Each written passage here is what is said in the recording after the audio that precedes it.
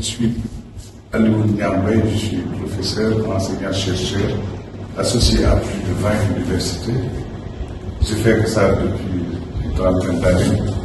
Je suis économiste, mais spécialisé en économie territoriale et développement endogène. Donc c'est ça qui fait que je suis dans la pratique de la décentralisation, du développement local, du développement inclusif, depuis maintenant une trentaine d'années. Et finalement, je me suis transformé en avocat des pauvres. Avocat des pauvres, voilà. J'ai bien défendu les pauvres. Alors, j'ai croisé la FESAF avec le directeur Mamadou Diouf, donc qui a su peut-être me convaincre pour que je vienne animer un séminaire qui parlait de gouvernance. Et il a facilement facilité mon link avec la FESAF, où je suis presque membre d'honneur, personne de ressources, parce que je soutiens toutes les associations. Donc, on peut tout de suite se réjouir du fait que c'est après une première activité avec la CAEL, avec la facilitation de Doyen Diouf, que j'ai intégré ce dispositif, où je me retrouve. Je me retrouve parce que j'ai pendant 30 ans défendu la cause des pauvres, et très souvent en défendant les pauvres, je me focalisais sur les personnes les plus vulnérables, donc qui étaient au bord du gouffre. D'ailleurs, j'ai écrit un article sur le gouffre de la pauvreté qui a été primé aux États-Unis, parce que c'était quand même assez original dans notre façon de voir la pauvreté, parce que j'ai dit que la pauvreté est une richesse. Alors de là, donc quand on prend cet atelier, je pense qu'il n'y a pas d'atelier plus important que ça. Mamadou, je te félicite. Parce que vous savez, aujourd'hui, nos communautés, nos citoyens sont très, très exigeants. Très exigeants. Parce qu'ils sont surinformés. Avec Internet, les réseaux sociaux, beaucoup de politiques ne comprennent pas ce que je suis en train de vous dire. Ils ne savent pas que les citoyens sont super informés avec les réseaux sociaux.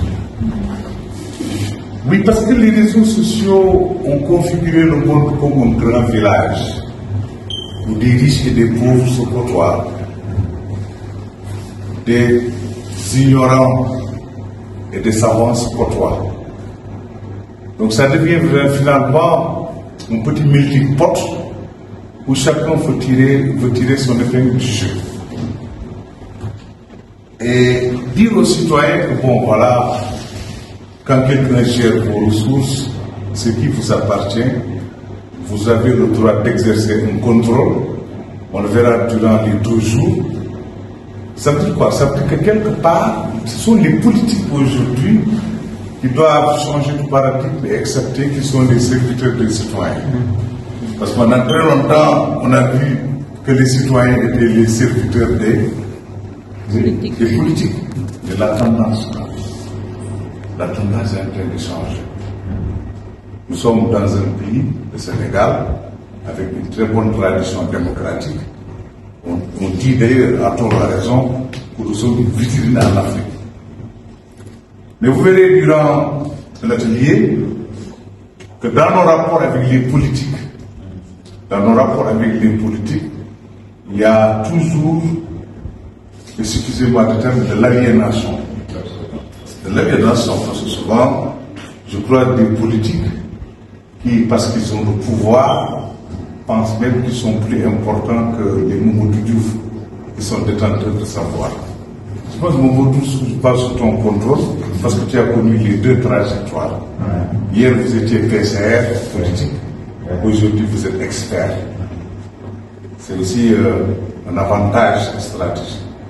Donc souvent, quand vous croisez une politique au Sénégal, je ne sais pas, s'il ne fait pas attention, je ne dis même pas qu'il va être corrompu par le pouvoir, mais il va, si vous voulez, tomber dans une folie.